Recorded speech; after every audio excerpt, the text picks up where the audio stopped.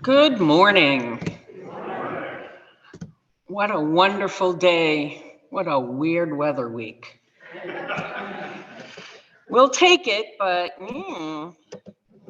So welcome to the Unitarian Church of Fall River. My name is Reverend Claire Donaldson, and I am your guest worship leader today. You all have become friends for me as I've had the honor and privilege to share worship with you. Today's my 4th time, so it's really, it feels good. Welcome to all who joined together today for worship. Welcome to those who have had enough of winter snow and ice, and welcome to those who love to play in the snow. Some of us are bringing our best selves to this space, and some of us are bringing our struggling selves, including pieces we might be ashamed of. All of us are welcome here, and all of us are loved. Some of us already have open hearts, and some of us aren't quite there yet, because our hearts have gotten a little beat up this week and might have forgotten how to trust and how to open. Your heart is welcome here, no matter how bruised. We welcome you among us.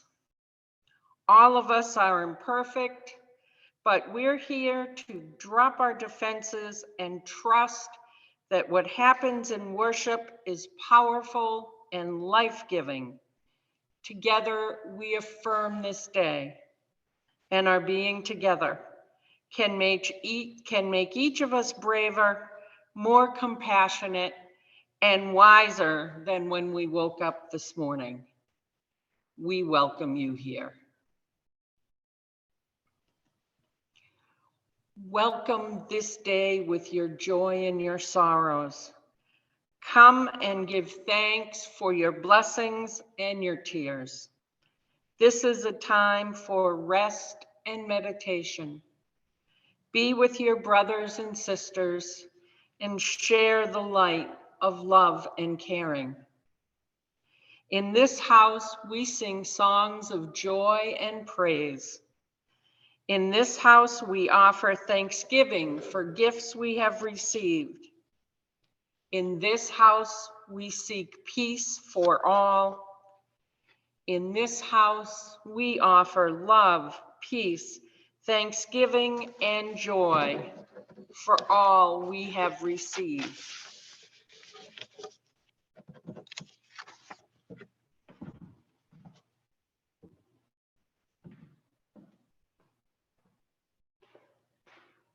At this hour, in small towns and big cities, in single rooms and ornate sanctuaries, many of our sister Unitarian Universalist congregations are also lighting a flaming chalice.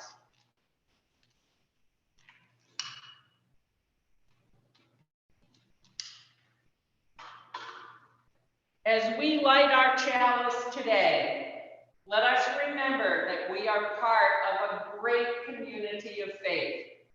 May this dancing flame inspire us to fill our lives with the Unitarian Universalist ideals of joy, justice, and truth. Please join in our first hymn, number 93, To Mercy, Pity, Peace, and Love.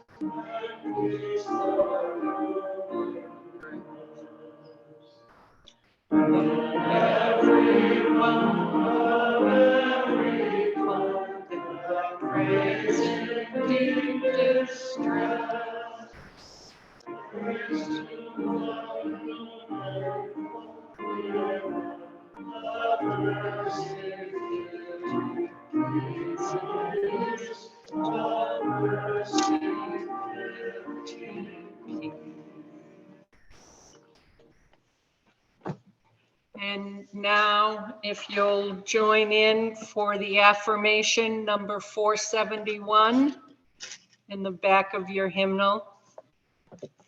Love is the doctrine of this church, the quest of truth as its sacrament, and service is its prayer.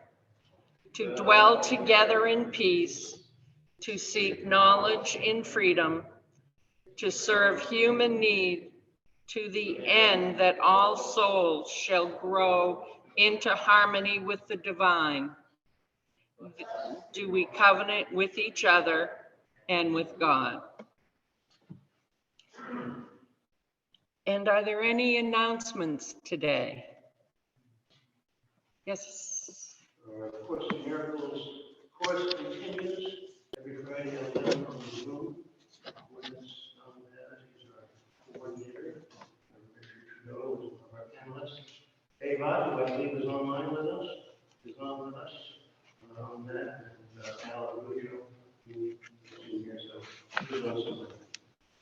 So next Sunday, I'm going to be preaching out in Foxborough.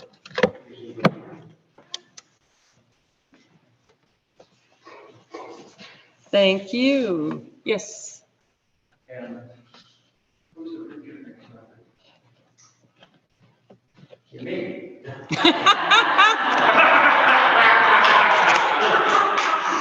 Was that a trick question?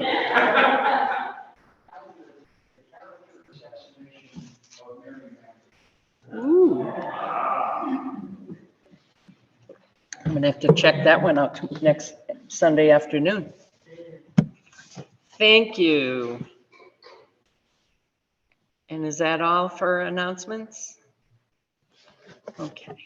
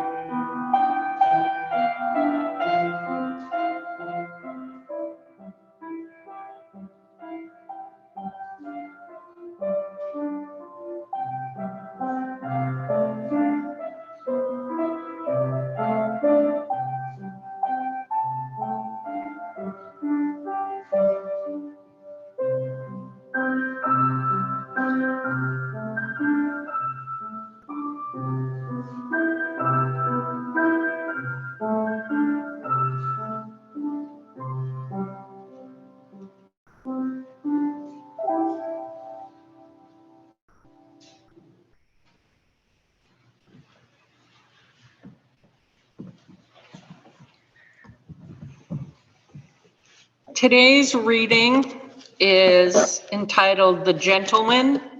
It's from volume 1 of the writings of Shunzi, who is the Confucian that I will be speaking about later. I will warn you, it's a little long, but worth it, okay? It was hard to pick out what parts to leave. The gentleman is easy to come to know, but difficult to be familiar with. He is easily made apprehensive, but is difficult to intimidate. He dreads suffering, but will not avoid what is required by his moral duty, even at the risk of death. He desires what is beautiful, but will not do what is wrong. In his personal relations, he is considerate, but not partial. His discussions are in the form of discriminations, but are not disordered formulations. How magnificently he possesses all that differentiates him from the vulgar world about him. Whether the gentleman is capable or not, he is loved all the same. Conversely, the petty man is loathed all the same. If the gentleman has ability, he is magnanimous, generous, tolerant, and straightforward, through which he opens the way to instruct others. If he is incapable, he is respectful, reverent, moderate, and modest, through which, being awe-inspired, he undertakes to serve others. If the petty man is capable, he is rude and arrogant, depraved, so that he is filled with an overwhelming pride around others.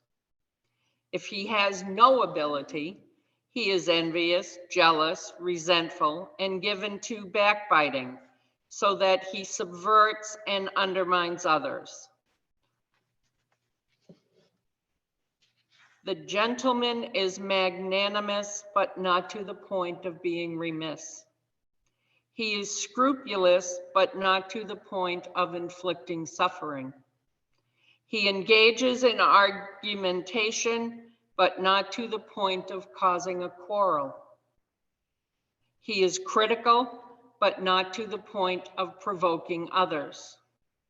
When he upholds an upright position, he is not merely interested in victory. When hard and strong, he is not haughty. When flexible and tractable, he does not merely drift with the demands of the occasion. He is respectful, reverent, attentive, and cautious, but still remains inwardly at ease. Truly, this may be called the perfection of good form. Accordingly, the gentleman is trustworthy and so desires that other men should trust him as well. He is loyal and so wants other men to have affection for him. He cultivates rectitude and makes orderly his management of situations, and so desires that others should think well of him. When he reflects on something, it is easily understood. When he acts, it is easy for him to make it secure. When he tries to sustain something, it is easily established. In the end, he is certain to obtain what he loves and sure not to encounter what he hates. For these reasons, when he is unsuccessful in seeking office, he will not live in obscurity. When he is successful, he will become greatly illustrious. And when he dies, his reputation will be still more extensively declared. Here ends our reading.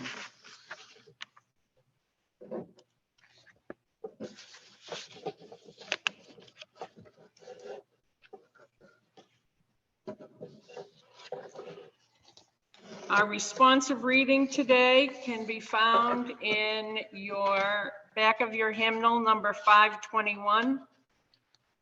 May I be no one's enemy by Eusebius. I will read the bold lines and you all will read the italics.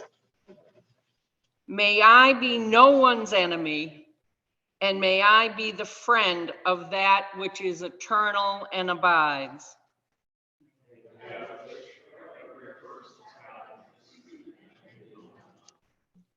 May I never rejoice in the ill fortune of one who has wronged me.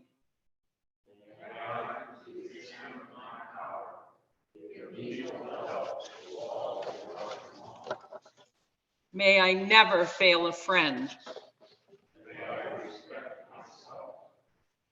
May I always keep tame that which rages within me.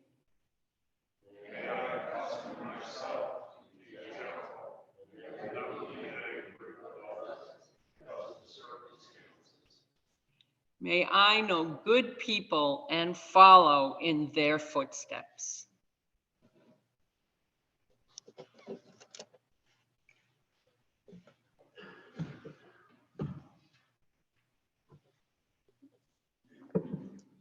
In our hectic days and our busy world, we sometimes forget to take time to slow down, to settle our heart, our mind, and our soul.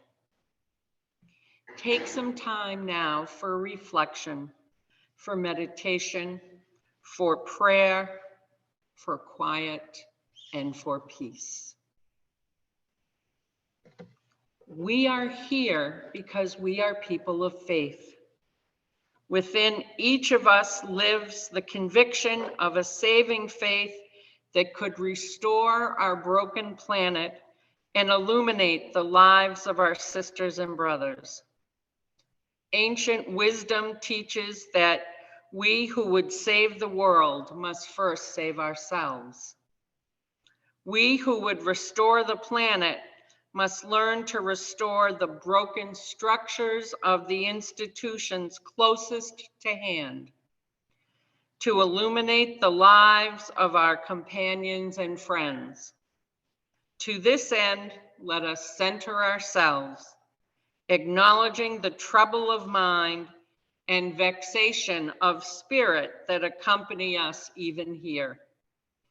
Let us open ourselves to that creative mystery which is at work in our striving, whose servants we are and seek to be. Let us keep in mind the people of the Ukraine as they are embattled by forces around them. May we remember all of the people who are struggling for shelter, struggling for food, or just struggling for 5 minutes of peace. Let's take a moment now of quiet and peace, a time to reflect on your blessings and challenges for our lives, for loved ones and friends unable to be with us today.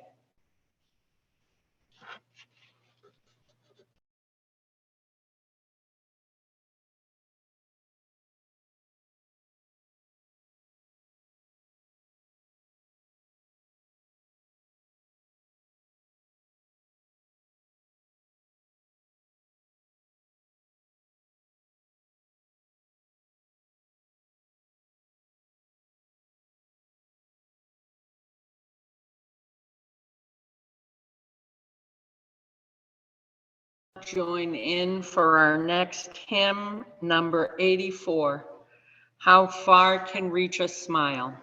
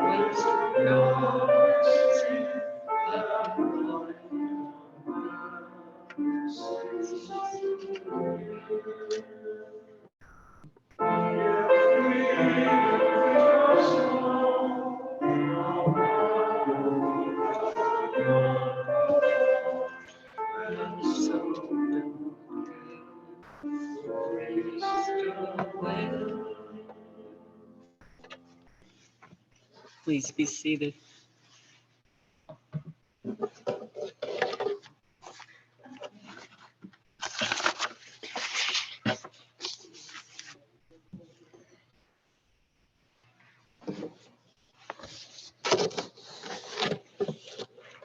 Many of us grew up hearing, "Your word is your honor."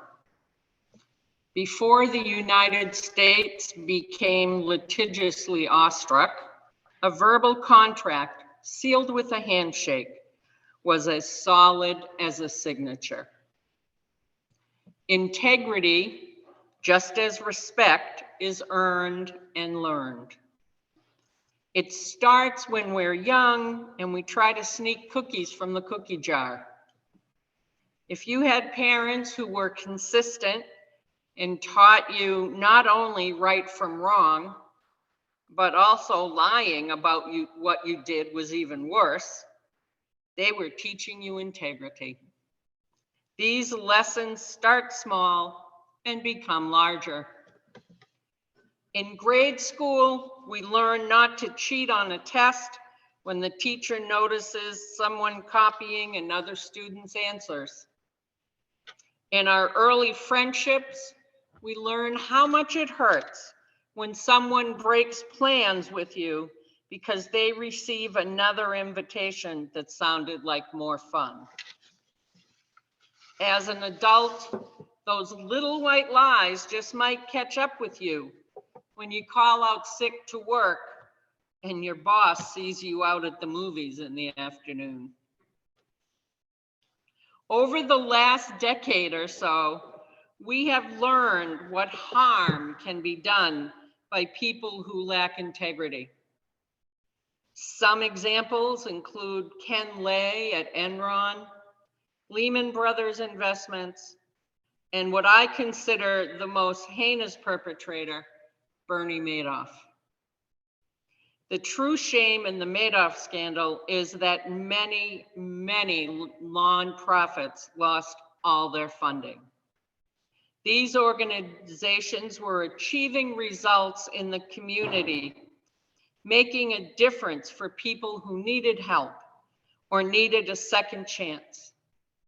Other people with little other assets have been left with no retirement, little income, and few options. Madoff took advantage of his Jewish community. Due to a cultural association, people put their trust and their money in the hands of a person with no integrity. Our reading today was by Shunzi, a Chinese Confucian from 3rd century BCE, hence the little bit of sexist language. Shunzi was considered naturalistic in his philosophy. He believed the inherent human nature of people was bad. He did not think all people were evil, more that they were innately selfish and primarily concerned with their own desires and greed. He regarded education, culture, and ritual as the approach to find one's path to the way.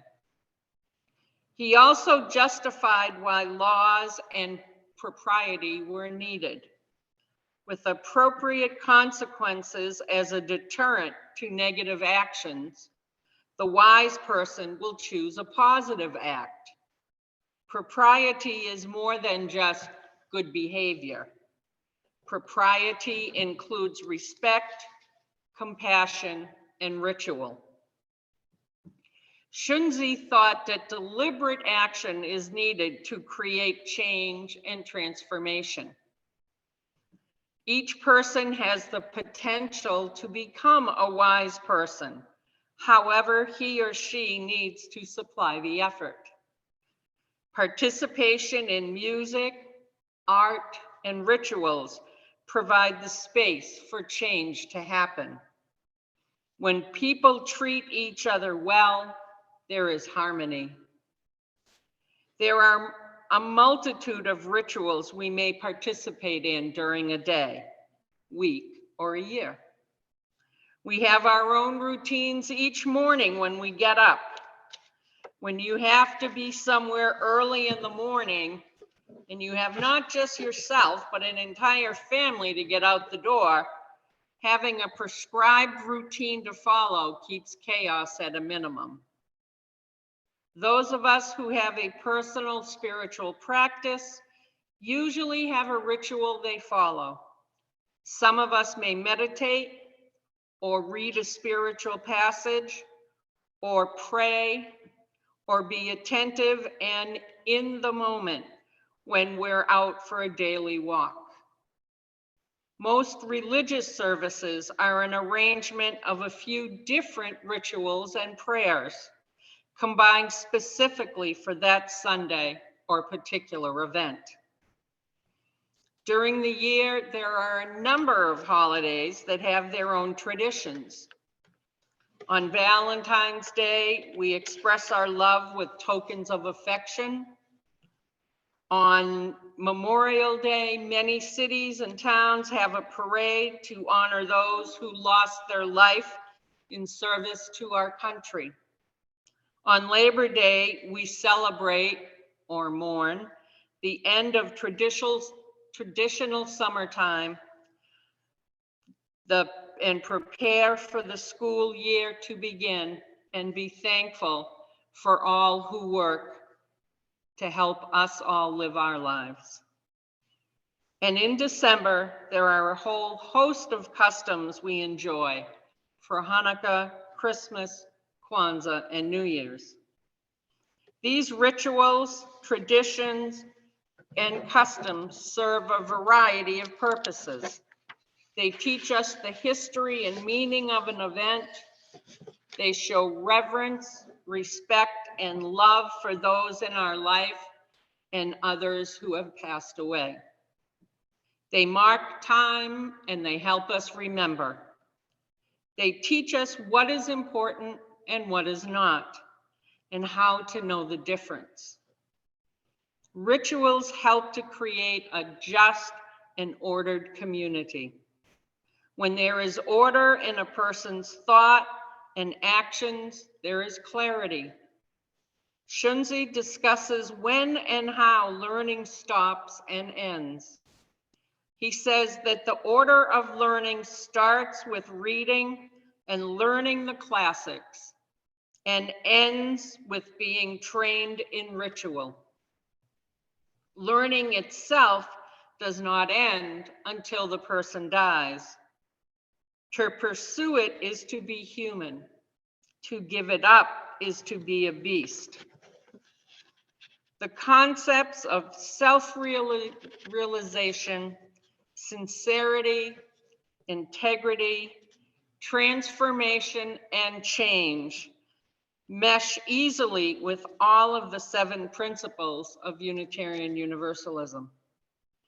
The original principles agreed upon as part of the bylaws in 1961 at the merger of the American Unitarian Association and the Universalist Church of America were a bit more generic than these and quite sexist. In 1985, these substantive gender-neutral principles were adopted and are always being looked at and thought and discussed. UU churches all over the United States and Canada covenant together under the umbrella of these principles. As UUs, we're known for our independent individualism. We have no unifying creed or dogma. There is no presbytery, no bishop or cleric telling our congregations what we should believe, what we can and cannot do, or who our minister should be. Each congregation is its own democratic society. Each congregation is bound together by its own covenant. Often a UU congregation or member is asked, "What do you believe?" The 7 principles are positive statements that are agreed upon as something to believe and as a direction for actions. There are a myriad of UU congregations. Some are theist, liberal Christian, deist, or humanist. Each congregation is comprised of lifelong UUs, refugees from other faith traditions, families of blended faiths, and people exploring their own ritual path. The rituals used at each congregation are as varied as each of our members and friends of the congregation are. There are some rituals that are used by most congregations during their Sunday service, such as the chalice, and there are others that are unique to individual congregations. There are some that have been in practice since the founding of that congregation, such as the covenant at First Church in Salem, written 393 years ago. There are other rituals that are fairly new. The flaming chalice is one that would be considered relatively new and practiced by most congregations. The Unitarian Service Committee needed a logo to make their documents provided to those leaving Germany during World War II look more official. They asked one of their volunteers, an artist, Hans Deutsch, to design something. For Deutsch, the flaming chalice symbolized sacrifice and love. the work that the Unitarian Service Committee was doing. Today, the chalice has many different designs that all incorporate the basic symbols of the bowl and flame. Some are quite modern, others more traditional.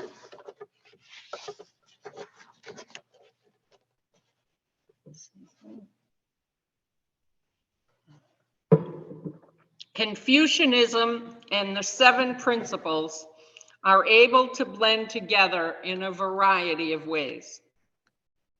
For the Confucian quest for self-realization, transformation, and change that will bring us to the way, you must embrace the qualities of the 7 principles. For a you to live our life in harmony and in covenant with each other, we need to do the same. The first principle, the inherent worth and dignity of all people, recognizes the respect that is due each of us. The 5 virtues bring an individual to understand filial piety, respect for one's elders and ancestors. The logical step after filial piety is the first principle. No matter what a person may have done or not done in their life, does not deny that there is a thread of value for that person. Actions and events may occur to make that thread quite thin or even seemingly invisible. However, the individual deserves to be treated just as we all would prefer to be treated.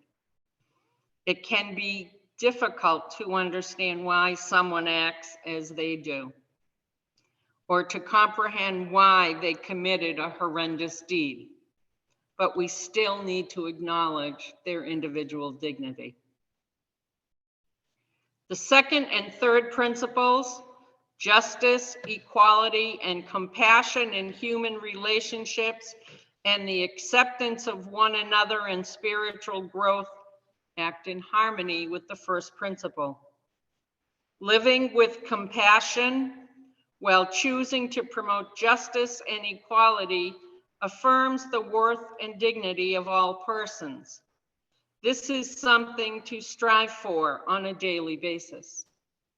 When we examine our actions, we may find that we fall short. Personal education and introspection helps us to learn new lessons and make more positive choices in our behavior and our actions. Acceptance is more than just tolerating someone, their belief or actions. Acceptance is more than just being nice or writing a check to the organization doing the work. We each need to do our own work for justice, equality, and compassion. Just as it takes a village to raise a child, it takes all of us using our gifts and talents to create the change that will bring harmony to our lives. Acceptance believes in someone's humanity as strongly as you value your own. This is not as easy as it may sound. There are people in our lives we might not have wished to interact with. We need to sincerely provide them with the same respect and compassion we desire. Only then have we granted acceptance. A free and responsible search for truth and meaning, the fourth principle, is what a Confucian is practicing daily in their search for self-realization. Personal spiritual practice, education, and works accomplish this search. We cannot take a day off or we diminish the work we have already accomplished. Each piece of truth we discover and life event we experience builds upon each other. For Confucians, this keeps a person striving toward the way. The fifth principle, the right of conscience and the use of democratic process, first asks us to use all we have learned to clearly choose our next action. Each individual spends their lifetime learning and growing to establish their conscience. It is not only a right, but also a responsibility to use it, bringing us closer to virtue. The use of democratic process ensures that each person who wants to be heard has an opportunity to speak. Though this may not be possible today in communist China, the writers of the classics were able to speak and teach. The sixth principle, world community with peace, liberty, and justice for all, is in line with Confucian philosophy. Xunzi expounded that with education came order, with order came clarity, and with clarity came harmony. Using ritual helps us to create community and social order. Bringing these actions out to the world community beyond our individual little corner should bring about peace, liberty, and justice for all. The wrinkle is that all people do not choose to participate in positive rituals that support these concerns. The seventh principle, the interdependent web of all existence, requires the sincere respect and care of Earth and its creatures. Without an appropriate balance, the circle of life will break apart and we will have no Earth to sustain us. We have taken some baby steps in the right direction. I imagine most of us have reusable shopping bags that we keep in the car. Trouble is, I don't always remember to grab the bags on the way into the store. Creating new habits takes time. The climate conference that concluded in Scotland is an example of countries wanting change. To slow down the rate of destruction on our planet, however, those countries most responsible for the damage are not willing to take the severe and drastic steps to create significant change. As we spend our time living, growing, and learning, searching for the way, wherever that path takes us, we are ultimately accountable to oneself. However we choose to study, and whom we choose as our teacher, be it Confucius, Jesus, Mohammed, the Buddha, God, a guru, or science, we need to embrace the lessons with honesty, genuineness, and enthusiasm, and integrity. If the student does not use these tools to gain knowledge of life, harmony, the way, virtue, and/or heaven, we are being deprived of a complete education. I pray that each one of us takes the time to embrace the lessons presented to us daily, and we experience peace, love, clarity, and transformation. Amen and blessed be.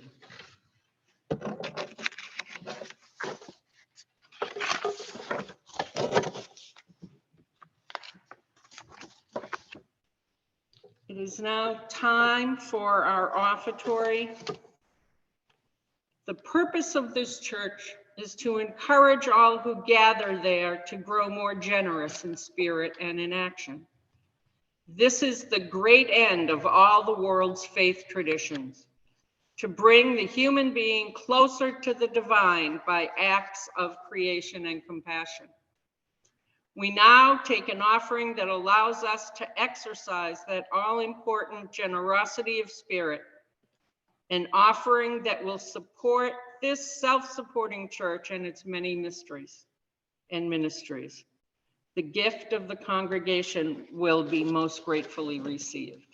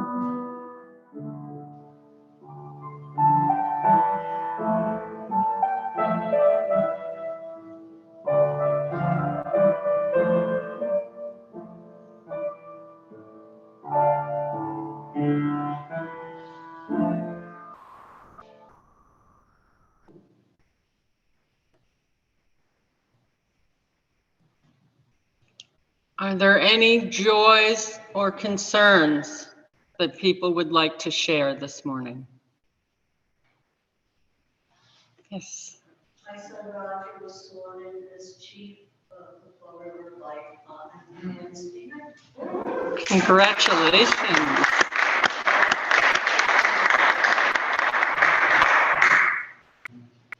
got one. Okay. Had a long talk with Cynthia Flagg a couple days ago. Cynthia Flagg, the wife of the last seventh minister here.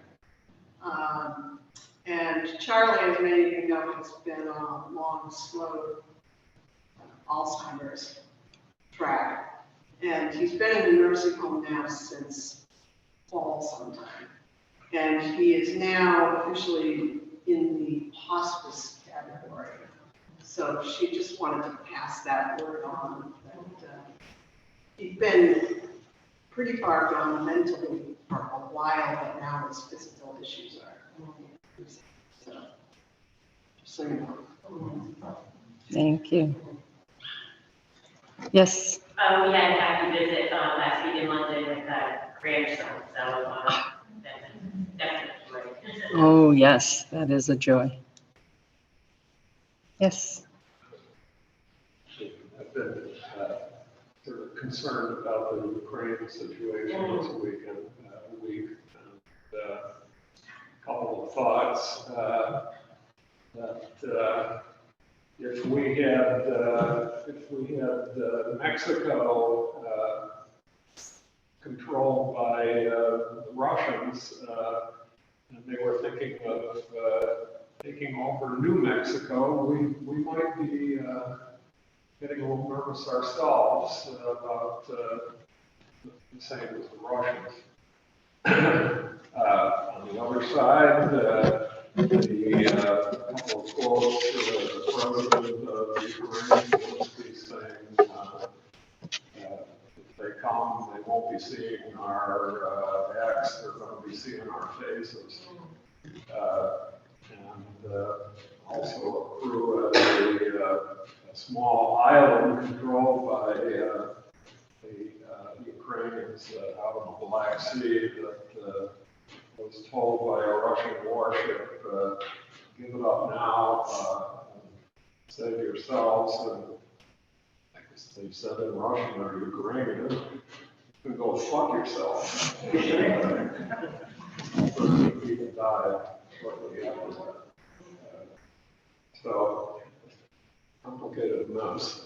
Oh, yes. For everybody.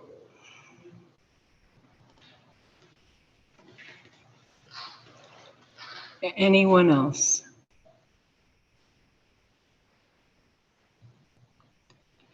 As we live into a new week, may we hold these joys and concerns in our hearts, and may we have the courage to show up for one another as best we know how. With each breath we take, may we offer our own blessing, both big and small, to the world around us. Please join for our last hymn, number 323, Break Not the Circle.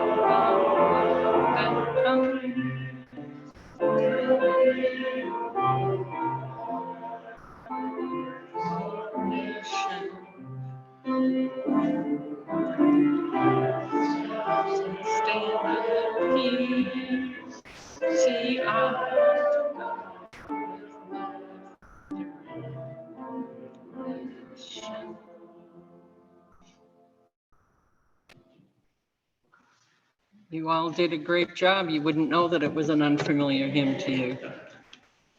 I just couldn't resist the words. It just fit too well.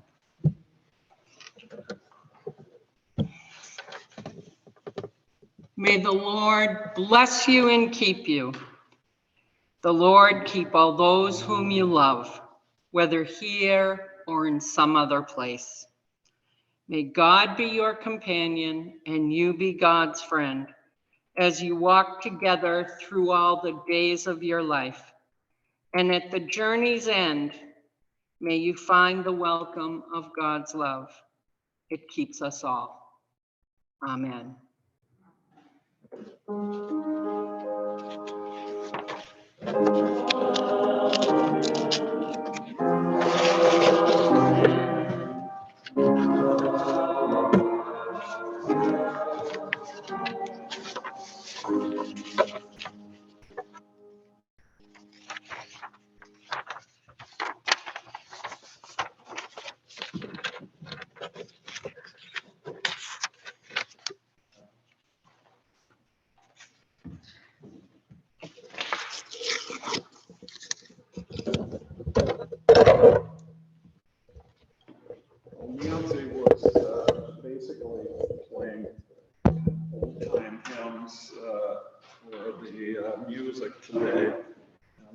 she was playing this week, I said, "Oh, that's that guy." Well, it was written by a man, great name, Maltby Babcock. Great name. He was a minister, Presbyterian minister. He lived from 1858 to 1901, died young, 42 years old. But his first church was in my hometown, Lockport, New York, which is up near Buffalo. And he was kind of a nature guy. He walked, rambled around, and there were some pretty spots up there. And he wrote this poem, and it was set to music after he died. After Lockport, he had a big church in Baltimore, and then a bigger one in New York City. And took a trip to the Holy Land, and I think he came down with something there and killed him.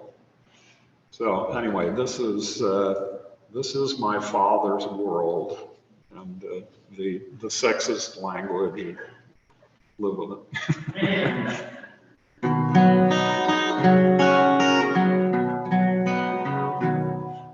This is my father's world, and to my listening ears, all nature sings and round me rings the music of the spheres.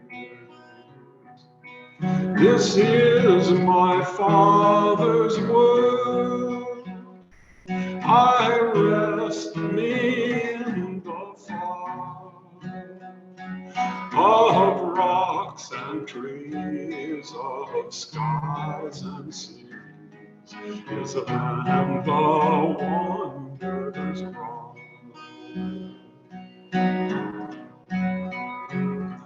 This is my father's world.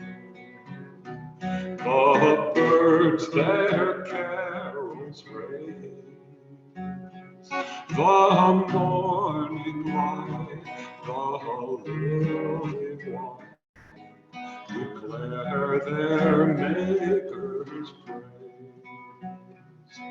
This is my father's world.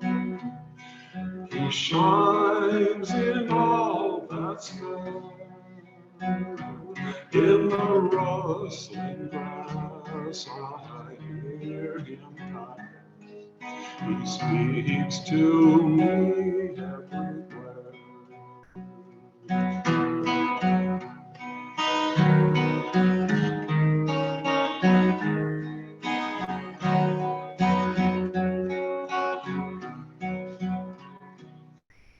This is my father's world. The birds their carols raise, the morning light, the lily white, declare their Maker's praise. This is my father's world.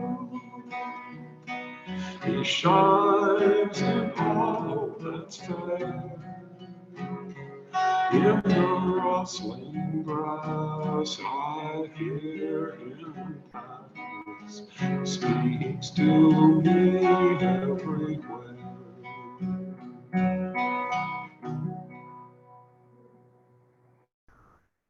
Maltby Babcock.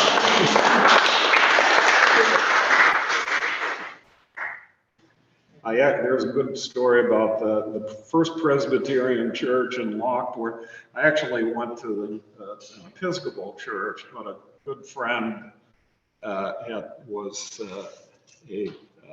the president, I guess, or the leader of the youth group at the Presbyterian church. So I went over there my senior year in high school. And at Easter time, we had a work project to clean out the attic of this church, which was centuries old. God knows how long old it was. So we were dragging out all these old trunks full of costumes from 100 years. And we had a pickup truck, somebody's pickup truck, drove them out to the city dump. We took 2 or 3 trips out there. The city dump at that point, you could back up and there was this huge fire pit down like that. Okay. The last thing we had, Fred and I, we had this big trunk, got on the back on the tailgate, 1, 2, 3, toss it, Jim goes in. I lost my balance and I kind of jumped off to the side, landed spread eagle in fire and garbage mud, and took one big leap and was out of there. But he had a huge burn on my hand and my belly right there, and was just covered in the stinkiest mud you could, which kind of helped cooled off the burns right away. But it was interesting going to the ER at that point too. Well, anyway, that was the First Presbyterian. I'm going to have to call Fred and see if he ever heard of them all be bad. Here's another.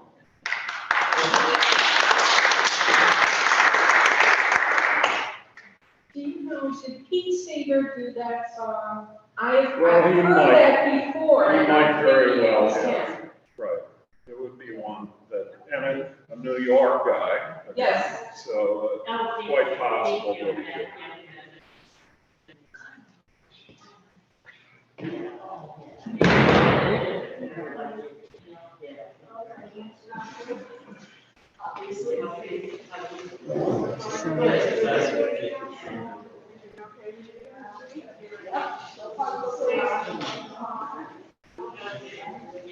Do these two.